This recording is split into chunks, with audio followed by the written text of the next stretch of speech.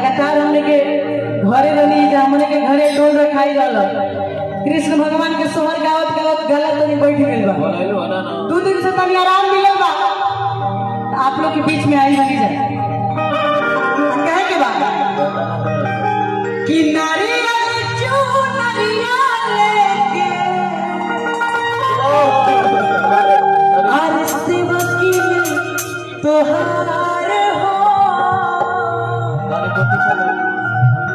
हरे खोल माई पलकी के बड़ी कि खोल माई पलकी के बड़िया अकर गुहार हो खोल माई पलकी के बड़िया अतने मीठा मीठा थापड़ी बजा के सब कोई जोर से ना धीरे धीरे बजाए बटन हाथ ऊपर कर लीजिए करी तब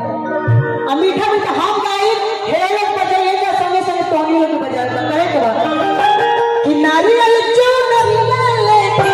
नारियल चुनरिया लेके कि तोहार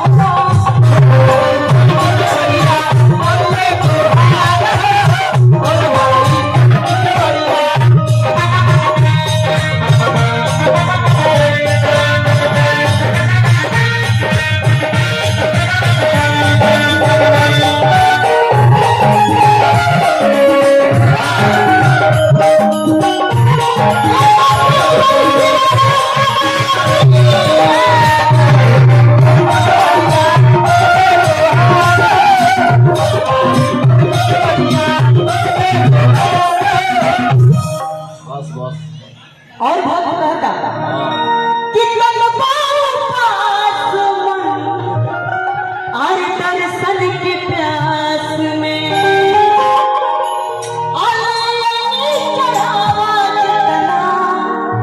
हर जुड़ल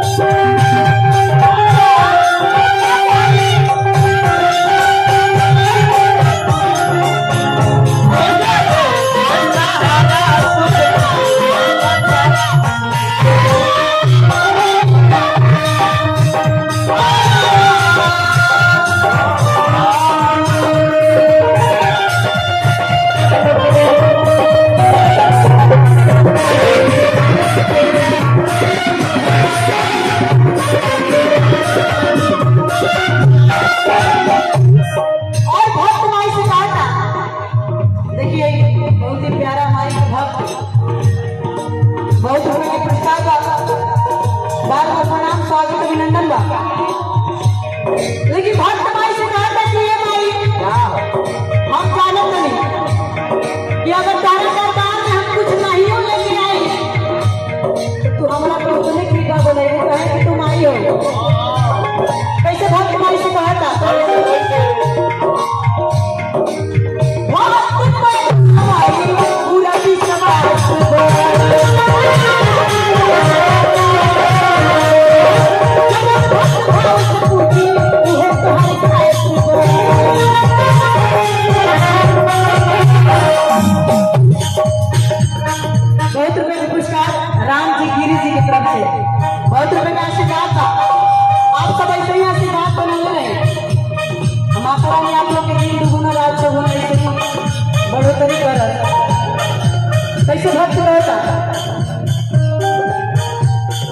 बहुत लोग पुरस्कार आदमी चाचा जी की तरफ से बार बार प्रणाम स्वागत अभिनंदन बा। लेकिन भाई कहा था माई से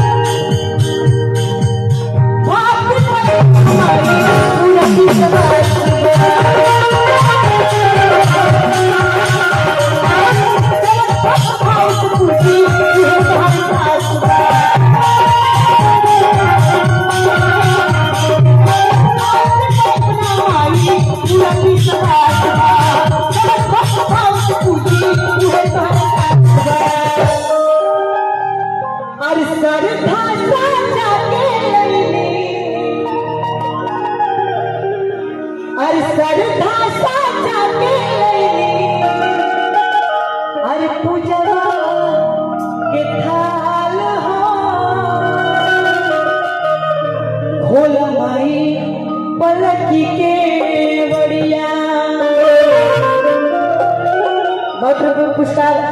आदमी चाचा जी की तरफ से बार बार प्रणाम स्वागत अभिनंदन बा। आ कहे के बा कि सरधा साचा के लइले सरधा साचा के लइले सरधा साचा के लइले माई पलक के बड़िया माई पलक के बड़िया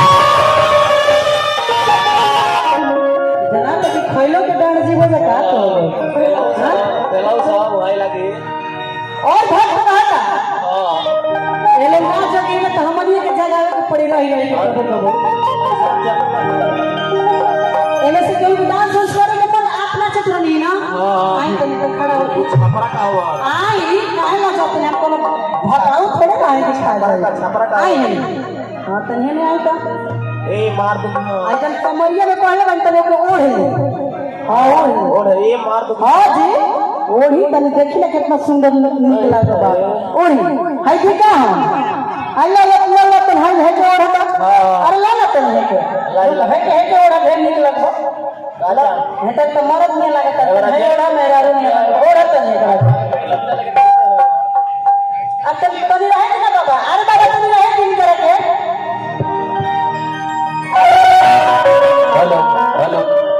अरे भाई बहुत कुतल है जरा है ना आए दी हेलो आए दी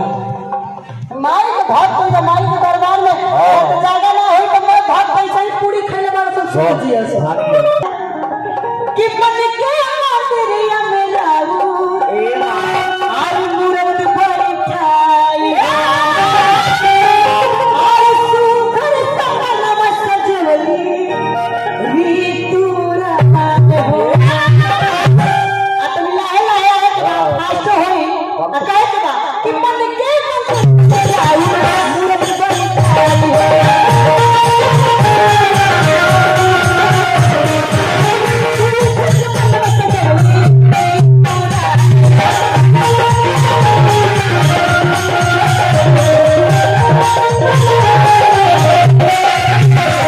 चाचा जी के समझ ना पहले चाचा जी का अपन डांस करके मन वाला तो प्रभु दिन के बैठा आए चाचा जी ने अरे आए ना आए ये पर प्रभु आए कहे के बा कि मन क्या मन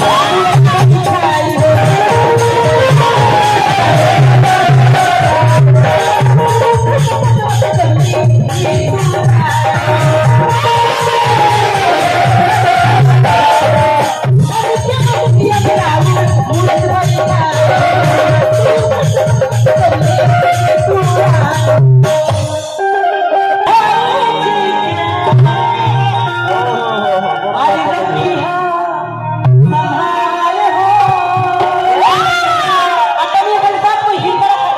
तू बता ले